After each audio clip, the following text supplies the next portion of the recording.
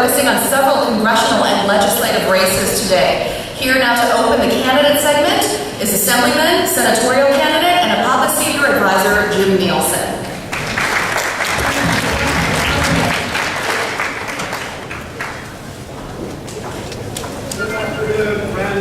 Members of APAPA, a truly great organization. I'm Jim Nielsen.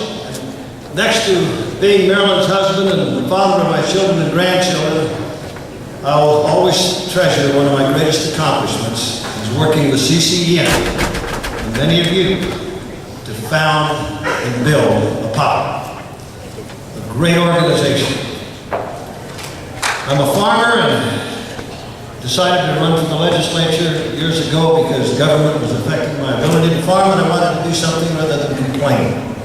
I wanted to stand up and be counted. It was one of my motives for helping build APAPA, so all Californians and Americans can have their voices heard. I never thought I'd come back to the legislature. I served, spent 15 years in the hardest job I will ever have, head of the California Board of Prison Terms, and then have been honored to represent the 2nd Assembly District for 4 years. And now with Senator LaMalfa going to Congress, there is an opportunity for me to go back to the state Senate and serve you. I'm honored to be able to do that. I feel confident about it. And interesting, I've got an opponent who's running for 2 offices at the same time. Running for re-election to the Assembly and the Senate, go figure. I'm running for one day. I also play a number of other roles. I'm a statewide co-chairman for Governor Romney. I believe that America can be better. Has not improved in 4 years. In fact, it's declined. So I'm working on that. Because of my many years dealing with criminal offenders and actually making decisions of whether death penalty should be recommended in clemency or not to governors 10 times, I believe it is a just sentence and justice must be done to silence that scream from the grave of the victim and the next of kin. I urge you to vote no on banning the death penalty, Prop 35.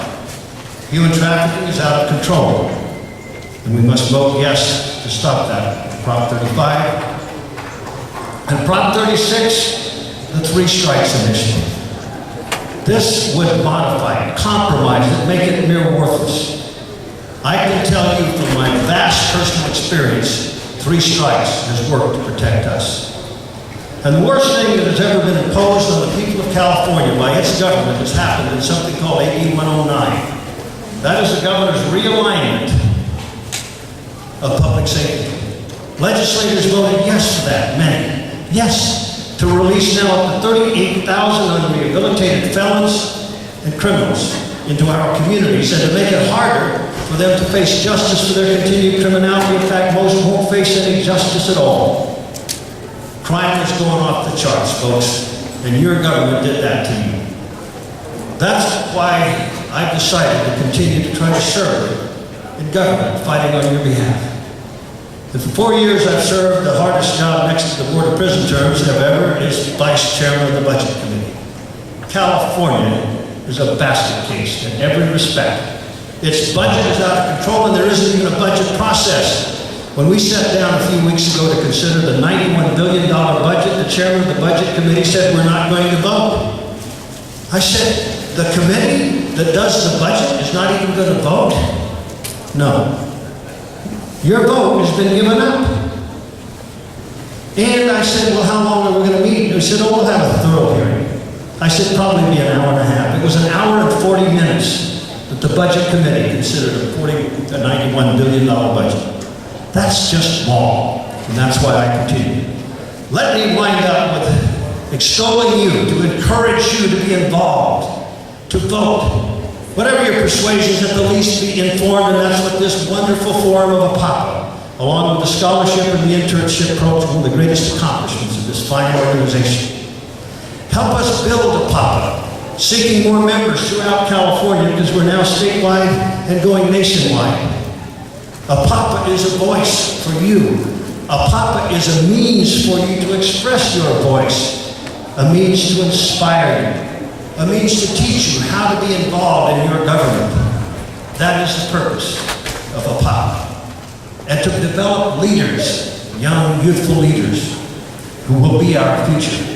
One of the failures of society now is that we are me now, me first, and we do not think to the future, but to the generation. We think about ourselves and our best interests and whatever we want for the moment.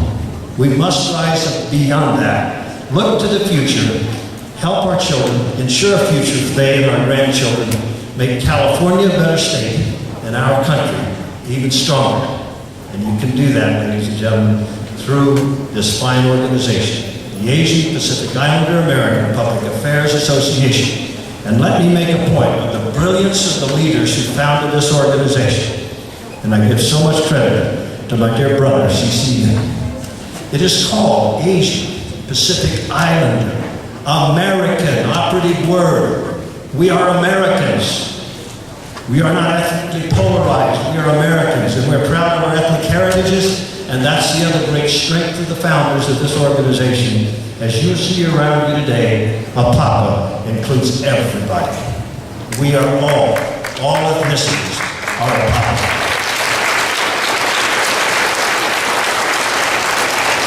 You see, that word American is subtle, but it is inclusive, not exclusive. Asian Pacific Islander American. Ladies and gentlemen, I'm going to be working with you folks for a very long time. Let's continue to pursue our government, develop our leaders. God bless every one of you.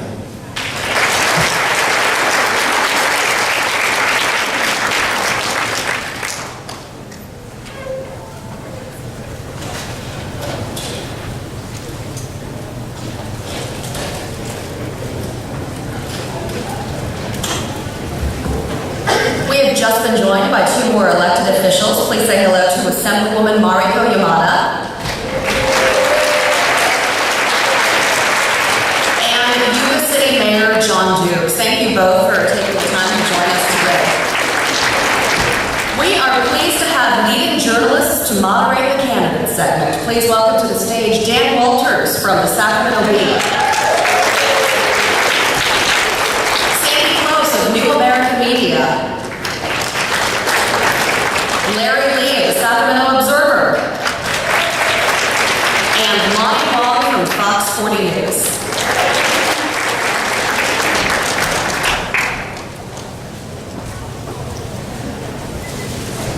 Also, please welcome to the stage the candidates for congressional and state legislative seats. For Congressional District 3, Democrat and incumbent John Garamendi and Republican Kim Van.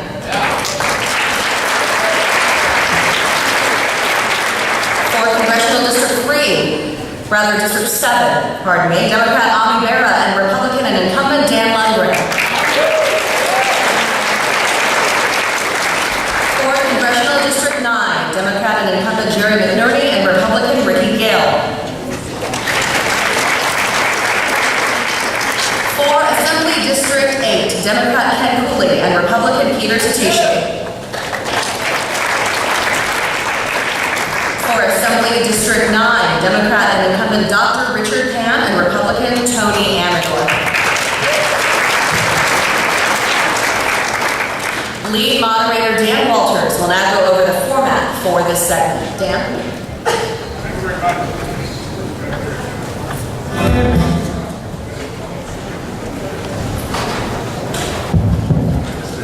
Thank you very much. Happy to be here today.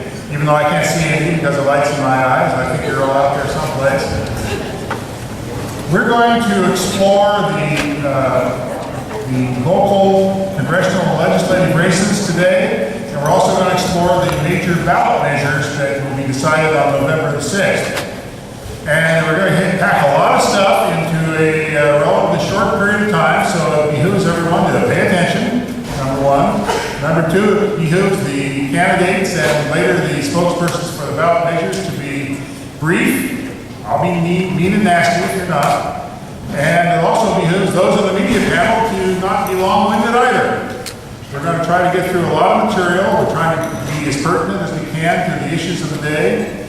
And perhaps, hopefully, you'll all come away from this with a better understanding of the choices that face you on the ballot on November the 6th.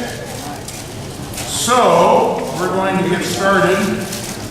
Each candidate is going to have a 1-minute opening remark. We're We're going to take these races one at a time, about 10 minutes each or so. Each candidate will get about a minute to declare themselves. Somebody's going to hold up the panel, the thing down here when you get close, so pay attention to that.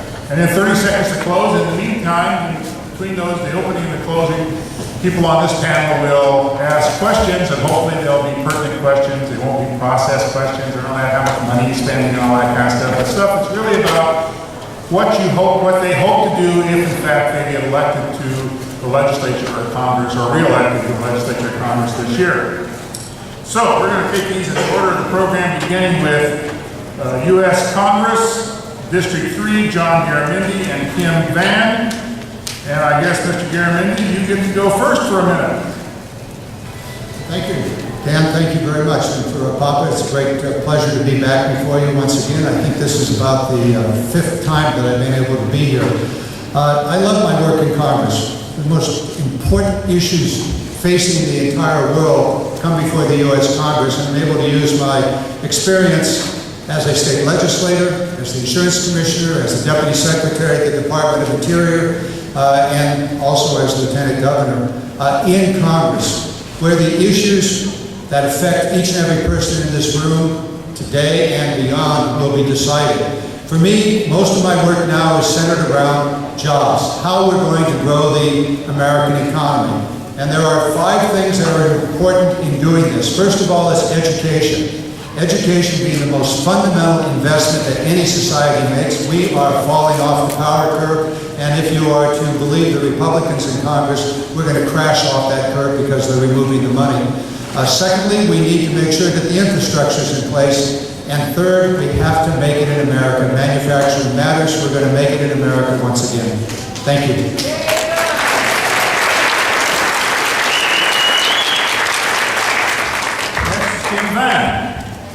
Well, thank you so much for having us all here today, and thank you, APAPA, for putting all the work into this.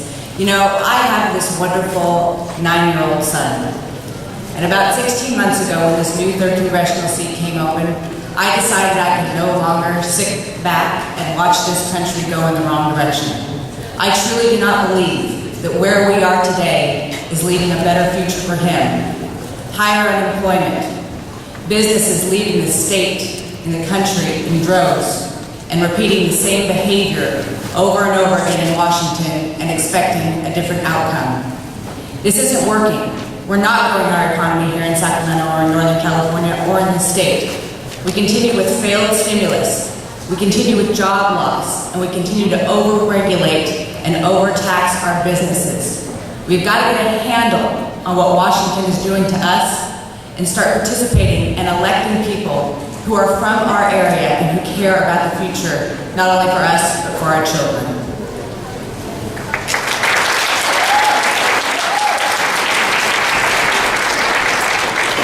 Thank you very much, candidates. We're going to begin the questioning. We're staying close. I would like to know if we face the fiscal cliff in California and there are trigger cuts, what possible steps are you prepared to take to ensure that we don't get the consequences that could decimate California's schools?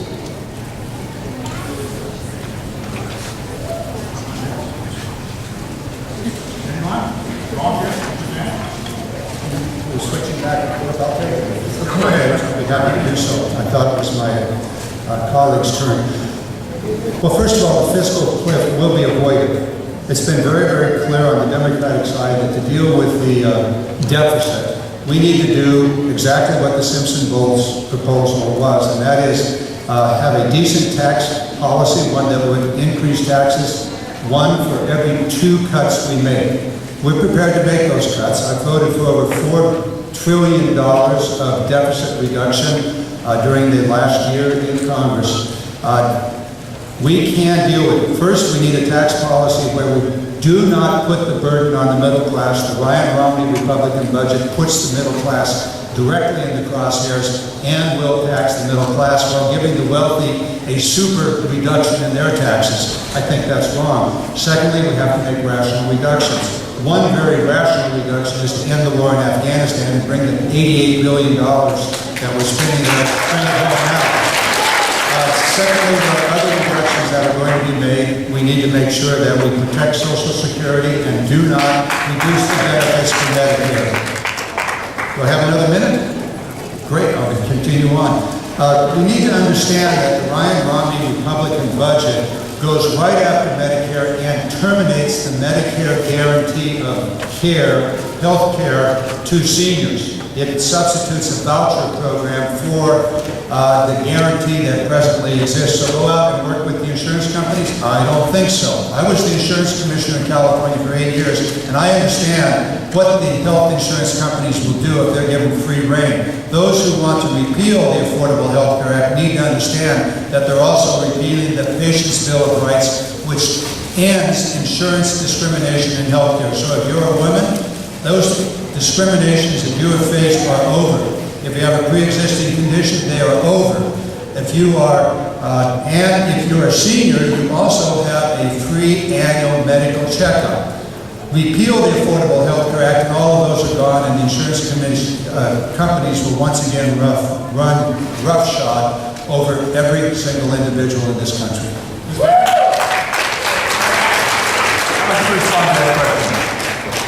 I want to clarify the question a little bit. Your question was asking about what our policies would be to stop the state from going over the fiscal cliff. Well, actually, both the country and the state seem to be facing a fiscal cliff. And so really it's the national question after. Okay, just clarifying, making sure I heard correctly.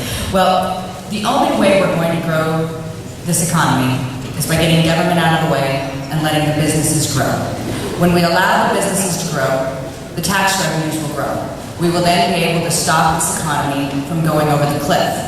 Mandating more regulations on businesses and raising taxes on our small and medium-sized businesses that are our job generators will push us further over the cliff. Once we push these folks out of the state and out of our area, they're not going to come back. They're not going to grow the economy in the way we need it to grow so that we can provide the services that our seniors and that our children need. Medicare was a promise that we made to seniors, and we need to keep that promise. But the only way we can do that is by allowing the private sector to grow. We cannot continue to mandate businesses to do more and more with less and less. We are setting the tone and the environment for businesses not only to flee the state, but to flee the country. We've got to have good jobs for our college graduates to go to, for my friends and our neighbors to go through, so that we can make our mortgage payments and create a better future for ourselves. But we have got to stop shackling businesses with unrealistic expectations and expecting them to do more.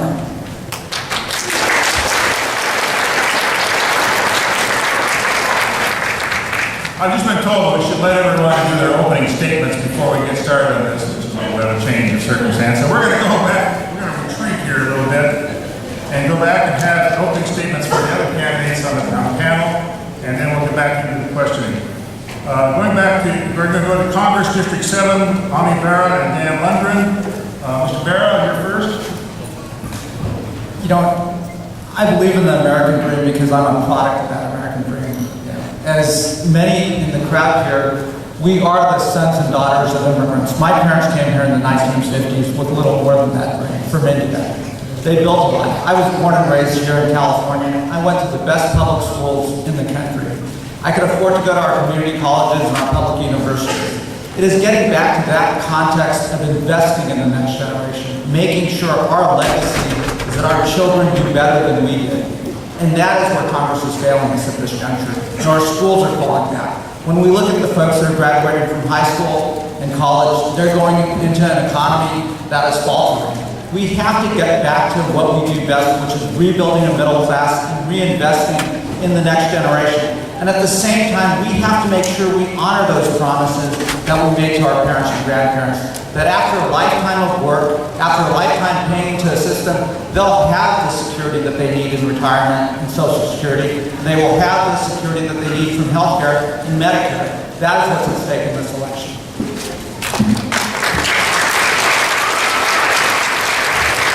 Congressman Dan Lungren. Well, today we're going to spend $4.1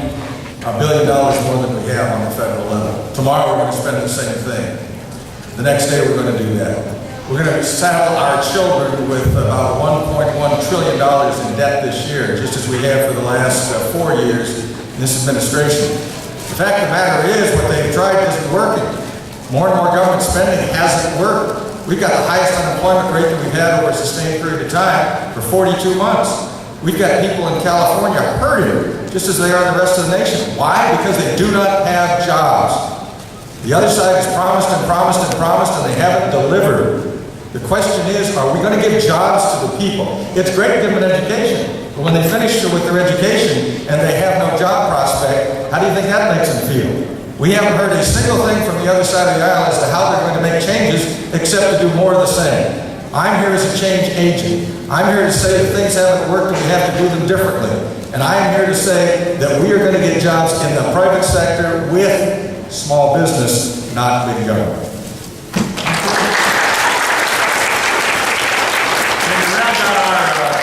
Candidates, we have Ricky Gill and District 9, Congressman McNerney is not here. Mr. Gill?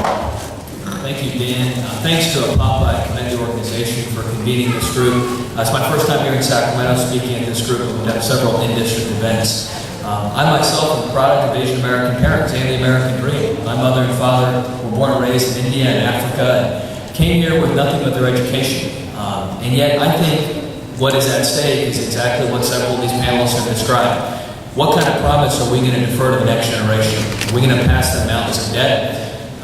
Or an economy that is not working for middle-class Americans or all Americans? When I think about the middle class, I think about the squeeze that many who have come before me have imposed upon them. High gas prices, double the national unemployment in the district that I'm seeking to represent.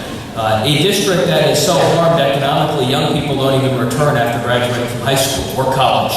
The reason I decided to run for Congress was that my opponent was an incumbent who was philosophically but literally out of touch with this district. I'm the only one with roots in that district, someone who can touch the psyche of those people. I do believe we need more Asian American representation in politics, and for what it's worth, our campaign will represent just that. Look forward to answering your questions, sir. Thank you, Mr. Gill.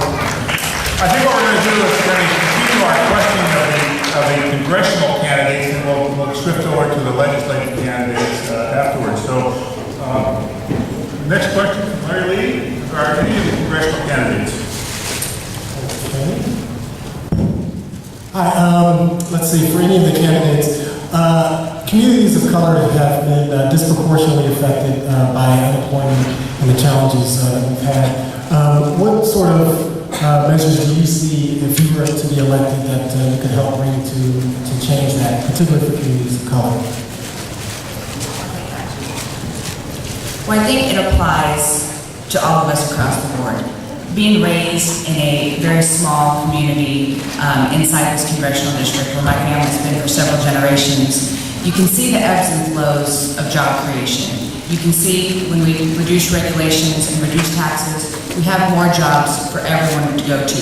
When you promote higher education, when you promote trade skills, when you promote higher learning in our high schools and our elementary schools, you can see the success that we bear out of our communities and how we can let these people turn into our small business entrepreneurs and grow more jobs. We need to universally be extremely aggressive and proactive in creating more jobs. Not government jobs, but private sector jobs. Because we become the individuals in the private sector who learn a new trade, who open a new business, who employ 5 or 6 more people like me. And that just currently isn't happening anymore. So we need to make sure and prosper the opportunity for individuals to not only get a good job somewhere else, but create their own business so they can employ future people as well. Anybody on the Democratic side would like to relate to that question? I'll be happy to do so. I'm sure you would. Do we want to split the time in half? Do we both get 2 minutes? Take 2 minutes. Go ahead, Arnie, take some. You know, what I would say is we were just hit by something devastating on Friday in Campbell Soup closing in South Sacramento. Those are blue-collar jobs that employ folks in an area of our community that is low-income. We have to stop losing jobs like that. In fact, we have to get back to a policy that brings jobs not only to Sacramento, but back into America. We have to have a tax policy that incents those companies that manufacture in America. Those are good blue-collar jobs that have lifted a lot of inner-city folks, lower-income folks out of poverty so they can climb the ladder 1 or 2 rungs and give their kids an opportunity to then keep climbing. But that's what's missing right now. We have to have a policy that builds in America. Thank you.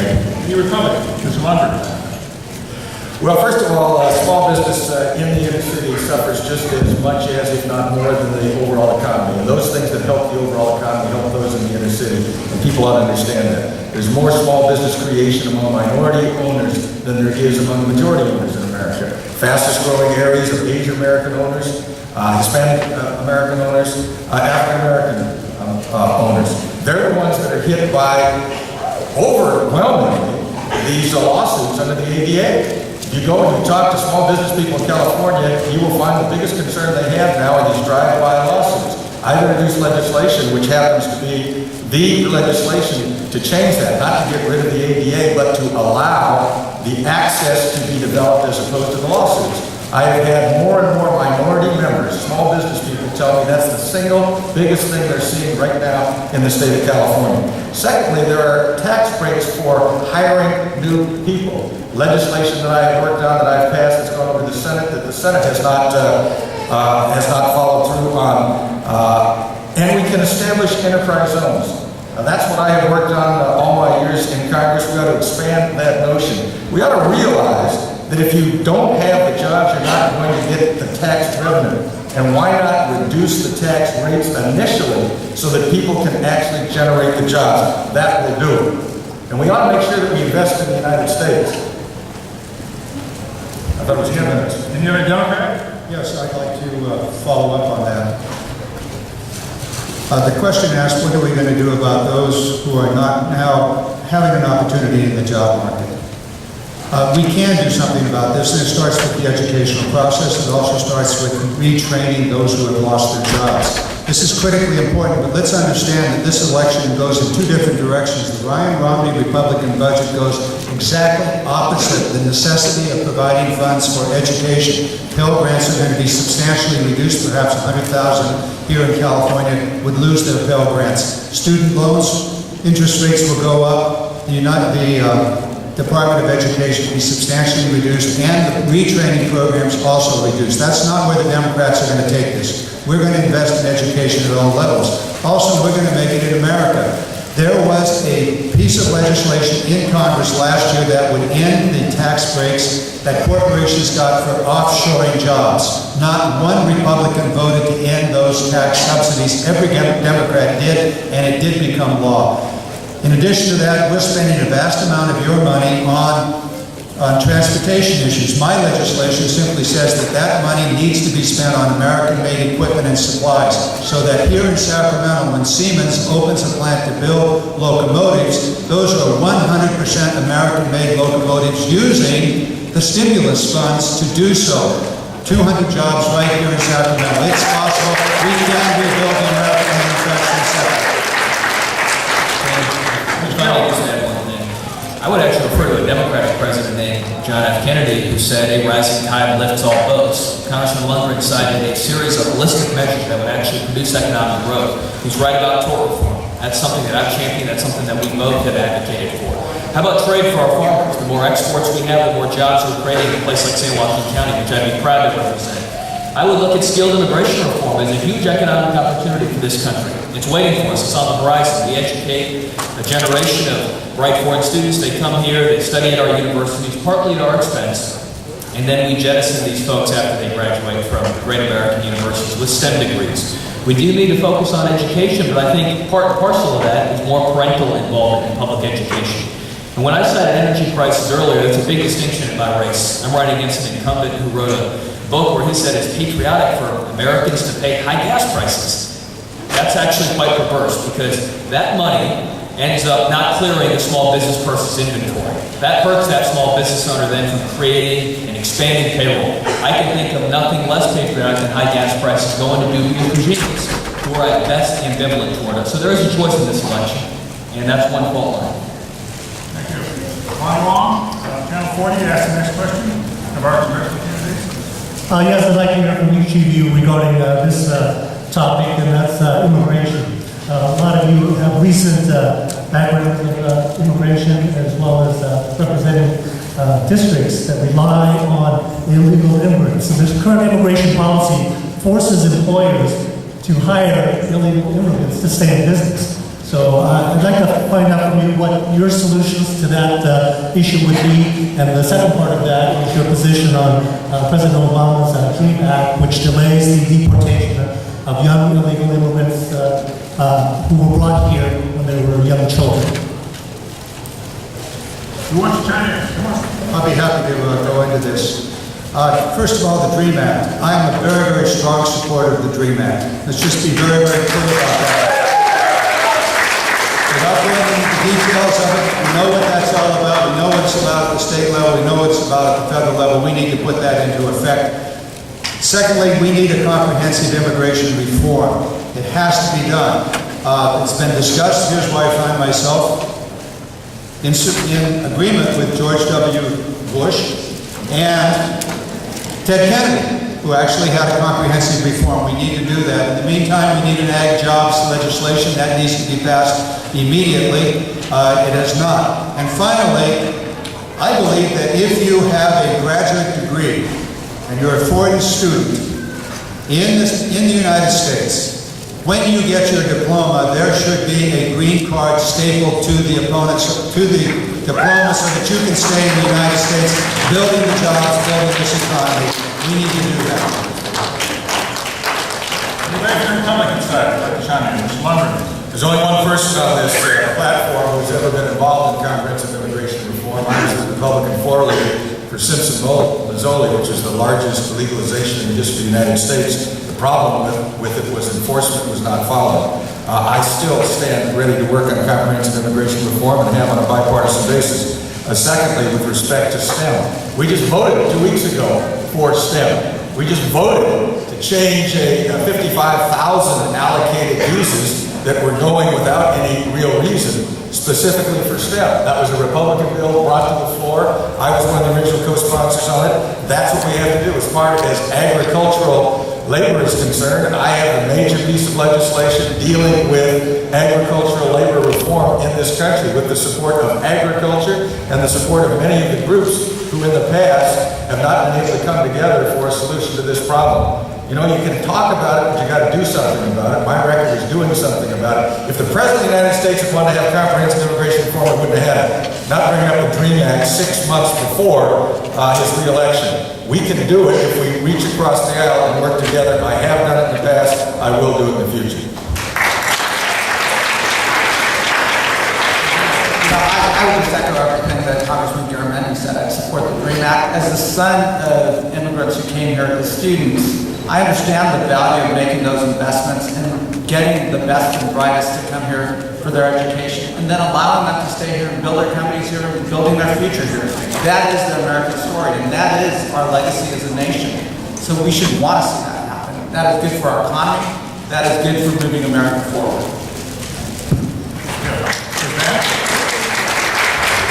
Well, being born and raised in Volusia County, where this is extremely important to all our economies, I completely support Congressman Lungren's efforts. He is the only member sitting up here who's actually taken that step forward and introduced legislation, not just talked about it, but actually done something about it. We need to create a guest worker program as fast as we can, and we need to clean up the legal immigration process. It's ridiculous that it costs upwards of $25,000 and can take 18 years to legally immigrate into this country. And the members who have sat up here and done nothing but talk about it need to be held accountable for doing nothing but talking about it. We need to take these steps forward and quit using this as a political football.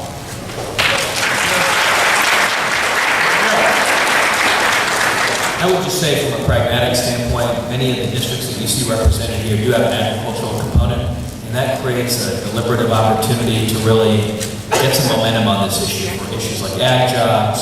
It's very important that we have a guest worker program. I don't like the notion of farmers being left in the lurch because their labor supply is somehow thrown up into the air or tenuous at best. STEM is something that I think we now are seeing a bipartisan consensus on, very fortunately. I commend Congressman Lungren for taking that step to vote on it. I just can pledge to you as a member in the next Congress, if elected, and also in the majority party, which I believe will be true, I pledge to be an honest broker on this issue, not only on the agriculture side, on the STEM side, and creating a solution that does not penalize young people for actions that occurred in a generation before. I think it's high time that the parties work together on this. We need to be responsible on it. My commitment is to do just that. Thank you.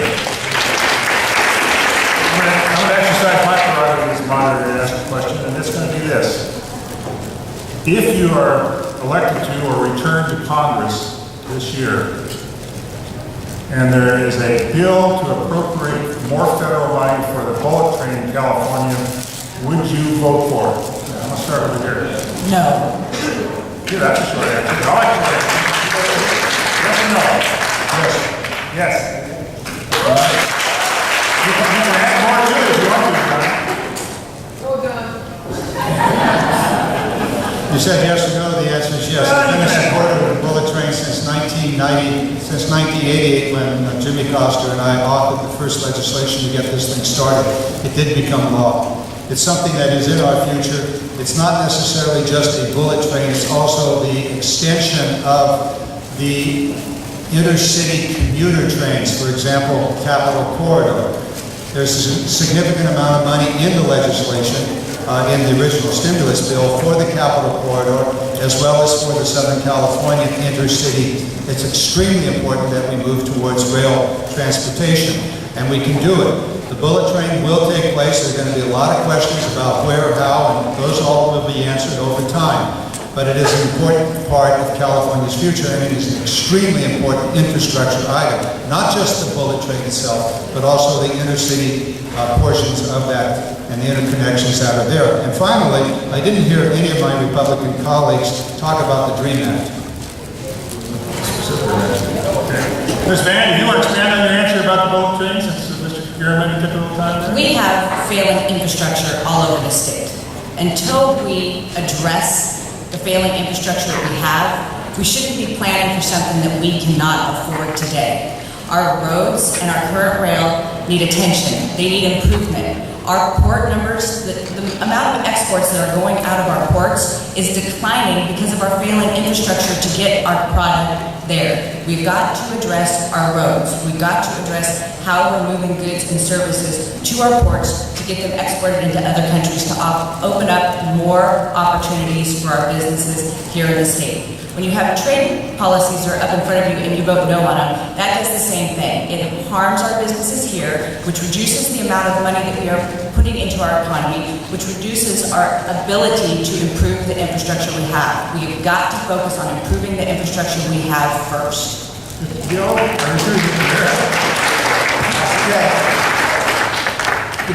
No, right now we have real infrastructure needs, and the number one infrastructure investment in the Sacramento region and in California has to be our levees. I mean, so many families are at risk. If we have limited resources, we need to prioritize levees. After that, absolutely, transportation is going to be important, but I'd focus on city transportation systems. But our first and foremost project has to be investing in our levee system and keeping the families here safe. Bullet train, yes or no? That's no. No. Okay. Well, 2 years ago this month, that question was asked, and the only debate that I had with my opponent on radio, in which he was for it then, and berated me for being against it. I pointed out we couldn't afford it then. He said we ought to build it anyway. Now he says there are changed circumstances. The only changed circumstances is, I guess we're in worse economic circumstances from following the president's proposals, although my opponent says we're in better circumstances following the president's proposal. So the only thing that's really changed with my opponent is the polling data. Before it was popular with the people, now it's against it. So my opponent was for it before he's against it. I'm against it. I have been against it for this reason. We can't afford it. Those on the other side say, well, we haven't talked about the DREAM Act. I did. The president used it as a ploy rather than as part of comprehensive immigration reform. I haven't heard the other side talk about the deficit. You can't just pretend it's going to go away. I have voted for a budget that my friend keeps talking about over there. When the president's budget was brought up, it did not get one vote in the Senate and one vote in the House. How can you have the guts to say that you're for taking on our toughest problems when you won't even come to the table with something important? There is something out there called a deficit, folks. We better realize it and not pass it on to our kids. An unequivocal no, because we can't afford it. But let me echo a comment here. In the vein of Congressman Garamendi, I was very disappointed. There was a conspicuous omission on that side about the national debt. We are borrowing 40 cents of every dollar in Washington. I don't meet any family in my district who can afford to do that in their own private life.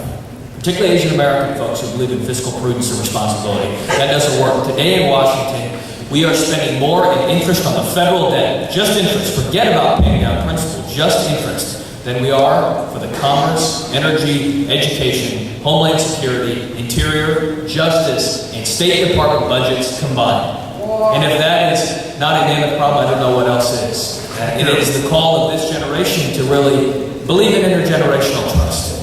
And I'm not going to stand here and let young people have a diminished future because there was a problem of taking a tough call or making a difficult decision. Thank you. We're all out of time, and we're going to have closing statements from all of our candidates. We'll go back to the congressional candidates first, starting with John Garamendi. 30 seconds. I know, you can't clear your throat.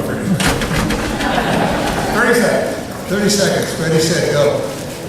First of all, a big thank you to APAPA for CCN for a major sponsor putting this whole thing together years ago, and the enormous growth and extraordinary importance of this very broad and vast community coming together on politics. For me, I love my work in Congress. It is a great privilege. I've had the most wonderful journey of anybody having dealt with these many years in public policy, going back, way back here in California.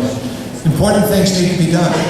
We're going to have to be very wise. We're going to have to reach across the aisle. We'll have to put aside our hard-held positions and seek a compromise. I just want you to know that I'm able to do this. I'm working with one of the most conservative Republicans in Congress to make certain that in the United States there will never be indefinite detention of anybody, and that we will honor the Bill of Rights, and that if somebody is arrested, they will go before a court of law and have their day in court. That is not the current law in America. We're going to change that so that once again, in America, you will be, if you're arrested, you will be charged and you'll be brought before an appropriate court. Beyond that, we can rebuild the American manufacturing sector. We really can. If we have wise policy, for example, spending our tax money on American-made equipment, whether it's the highway system or whether it's the clean energy system, let's make it in America. Let's make it in America once again so the great American middle class will have a job, and that requires a great education system. We have to put the money there, and we have to put the reform there. Thank you very, very much for the privilege of being here. Kim Van. Dan knew that he couldn't do it in 30 seconds, but I will adhere to your rules graciously. No. Listen. Before you start, I just want to know what the rules are. You just gave Mr. Garamendi 2 minutes. Wait a second, that's exactly the time, and you're telling everybody else 30 seconds. Is it 2 minutes or 30 seconds? That's a good point. That's a good point. 2 minutes.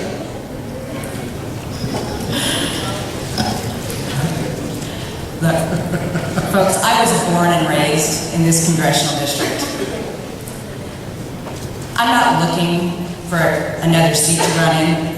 I've proudly served on my Board of Supervisors, and while my opponent was introducing legislation to take private property off the tax rolls, which takes money away from our education system, I was building a power plant, which created enough revenue to build a new college in our county. For the first time in my county's history, we have a community college. We did that because we allowed the private sector to grow.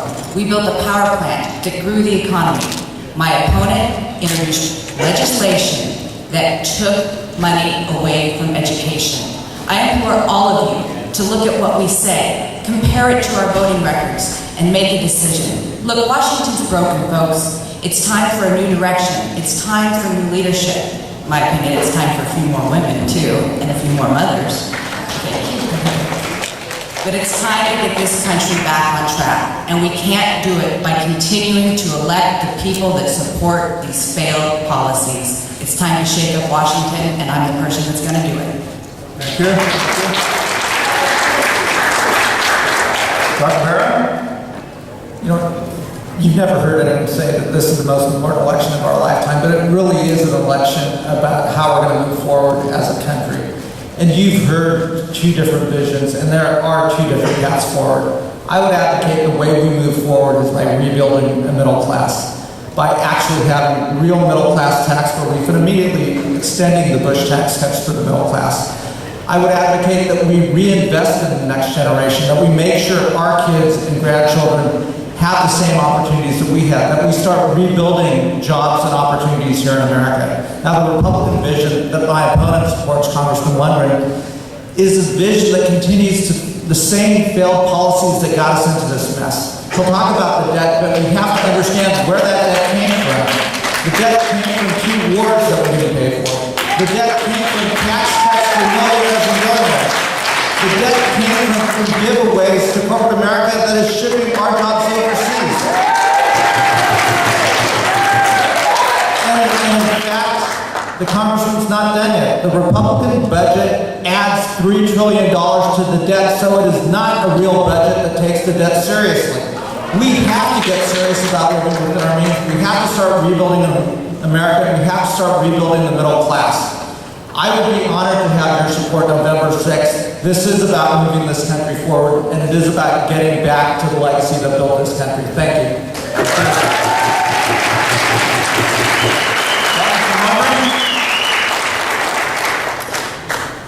My opponent is right about one thing. There is a different vision. His is the vision of tax and spend. He says he wants to extend the tax cuts, the Bush tax cuts for the middle class.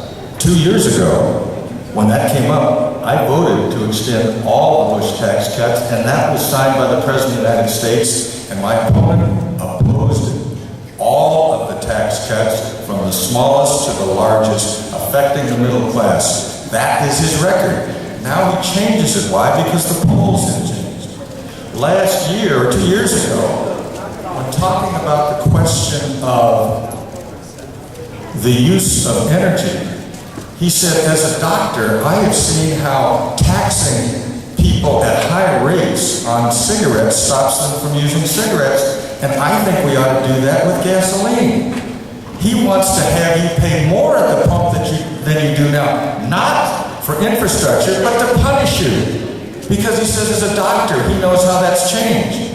Well, I guess the single mom who has to drive her child to soccer ought to be punished for that. They ought to pay higher rates. You see, his answer every single time is to tax more, tax more, tax more. Folks, we don't have a taxing problem in Washington. We have a spending problem. He wants to go, my opponent wants to go, with the status quo, only he's not satisfied with spending to oblivion. He wants the status quo on steroids. He doesn't think you're nothing dead. He criticizes me for having the guts to vote for a budget, and he hasn't even proposed a budget. It's awfully easy to come to the table and criticize somebody else, but have any of you ever been involved in business? Have you ever? No response from the crowd. No comments from the crowd, please. Please, yes. Has anybody ever been able to achieve an agreement when the other side won't even come to the table? My opponent criticizes, but never gives you his proposal. I've had the guts to say where I would restrain spending. I've had the guts to say where I would reform taxes. He's had the guts on neither of those things, except to tell you, if he's got a chance to tax you, he'll tax you in your pocketbook, at your home, at your office, and even when you stop to fill up your gas tank. Thank you. Mr. Gill? So my apologies to the audience. There's not as much theater when your opponent doesn't show up, which was the case with me. Let me say the reason I ran for Congress and the urgency behind my campaign was very simple. as old as the founding of this country, is there has been a principle of self-representation. And even though we're not sitting in my district, that is the principle that's at stake in places like Lodi and Stockton and Brentwood. When I announced my campaign, there was not a single state or federal representative who lived in that congressional district. And yet the people there are facing mammoth problems, double the national unemployment, high gas prices, crippling municipal bankruptcies in places like Stockton. And the people there demanded a voice and a seat at the table. That's the reason I ran for Congress, that we needed a representative from that community to put that community first.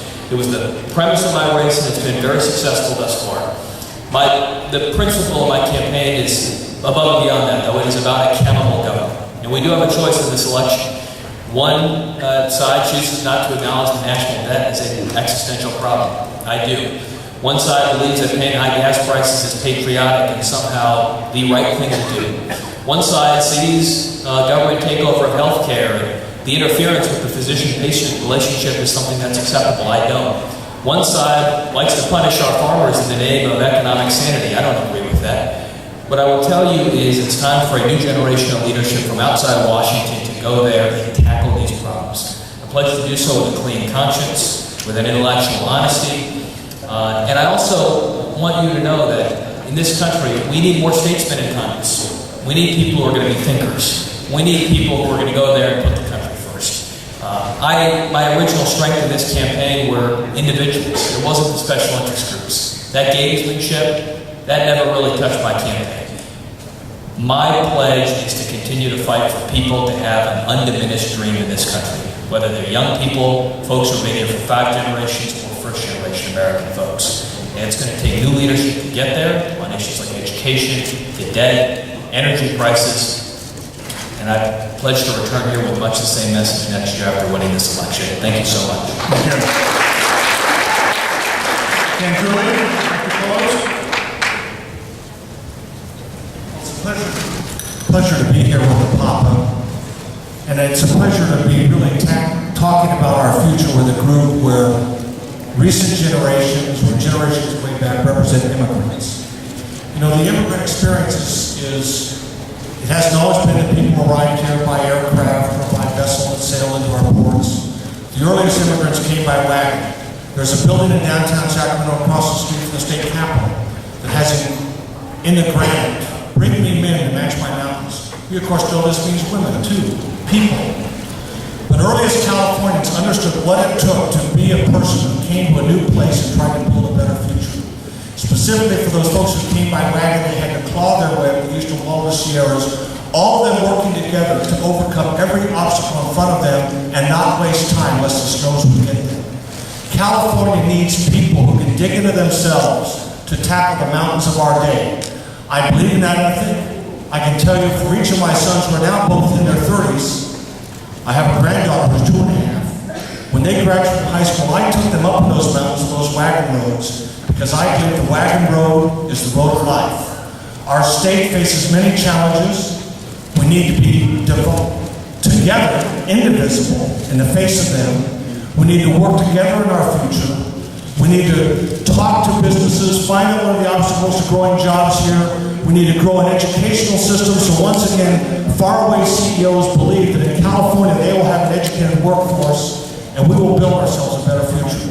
I'm proud that I'm supported by the California Small Business Association, the California Police Chiefs Association, many businesses, because I've had a 2-decade private sector career with very conservative businesses, and even the Pacific Merchant Shipping Association, which runs the great fleets of ships to take commerce to and from our shores, support me. They see me as someone who has the vision, the energy, the commitment to build a better California, and I'd be honored to have your support. Thank you very much. Thank you.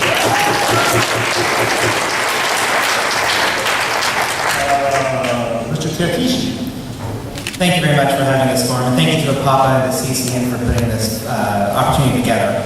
I'm very happy to have been here today to talk with all of you and to really present to you what it is that I'm trying to do here. I told you I was born and raised here in this district, and that's important to me. The reality is that we as a state have to come together.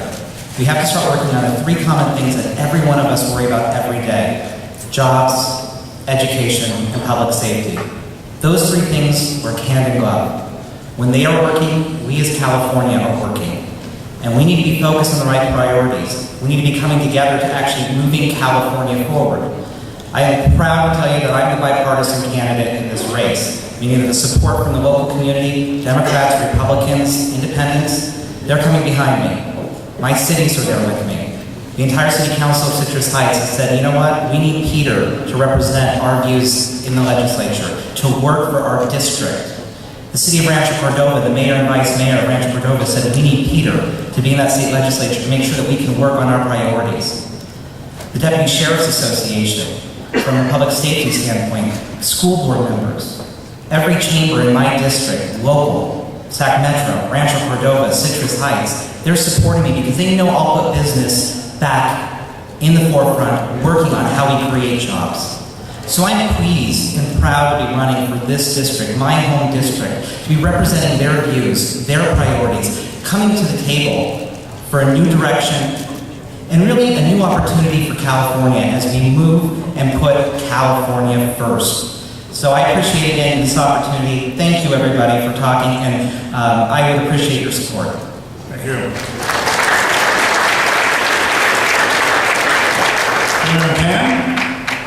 So, thank you again to APAPA for this opportunity to talk to all of you. You know, my parents they immigrated here to this country, and I understand my opponents also, his parents immigrated to this great country because they were looking for opportunity.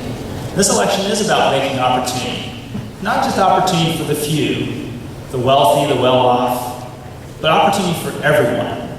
And if we're going to create opportunity for everyone, then we need to be sure that everyone has a chance at a great education. That's going to be because we come together, we work together, and we support education so that everyone has that chance to have those skills, to have that background in order to be sure that they are going to be able to be successful in our economy, getting good jobs, or starting their own businesses. We need to be sure people have access to health care and that they have good health. As my mother always said, if you don't have health, you don't have anything. And so, you know, we need to be sure people are able to get access to good health care. I worked to get 65,000 children health care coverage by starting when I was a pediatrician. And also as a pediatrician, as I look at when I work with my families, the families that I see, they also want, they talk about their economic challenges as well. And we do have a struggling economy here. And our economy struggles not only because we have challenges in bringing private sector jobs, and construction is one of the areas that's the huge downturn, but also public sector jobs. We need to value what our teachers do. And when we're cutting teachers, those are eliminating jobs. When we cut health care and we eliminate jobs for nurses and clerks and so forth, we're cutting jobs from people who are actually trying to deliver something that our community needs. We need to try to build stronger communities. And we need to not be afraid of investing in the future. I always like to point out that, actually just recently, I was at just yesterday, we were talking about the founding of Union Pacific, their 150th anniversary. We talked about how Abraham Lincoln and the Congress, while our country was struggling and fighting for its very life, and certainly borrowing a lot of money in that big fight, that yet at the same time they're willing to invest in the future by building a transcontinental railroad. And I believe that spirit is not gone from our country or from California, and I'm going to fight to be sure we keep that spirit going. Thank you.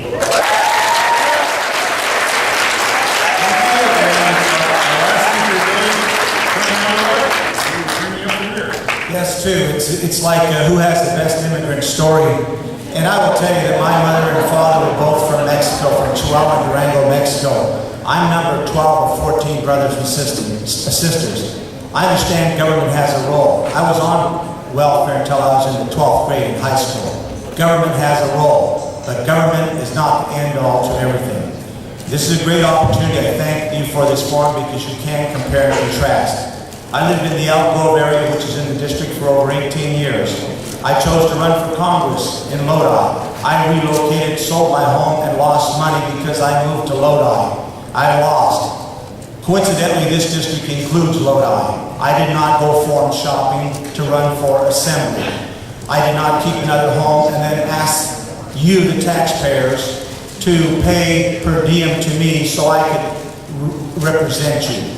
And so I am a different type of a person. I will not be taking per diem when I drive in from Lodi to my office in Sacramento every day because I had to buy another home. Now, as far as businesses, I have been endorsed by the Galt, the Lodi, and the Elk Grove Chambers of Commerce. I have been supported by the Sacramento and the San Joaquin County Farm Bureau. My opponent didn't show up to any of those interviews, and we talk about jobs. Well, you know, you should face the music.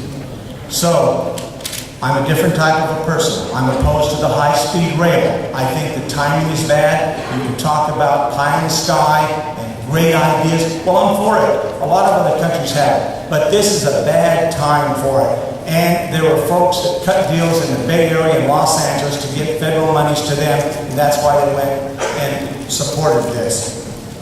I am supported by Tom Santos, the only other Democrat that ran in this district. What does that tell you when that person tells you you better represent this district than the legislator incumbent? And so with that, I too hope that you will look at us carefully, look at our records and what we stand for. I would love to have your support, and I don't want to apologize for being a fiscal conservative any more than the fact that I got 4 appointments from Jerry Brown, even though I'm a lifetime Republican, or that I support the DREAM Act, and that I did not take the no new tax pledge. Thank you. Thank you, Ron. Thank you to all candidates for coming out to support.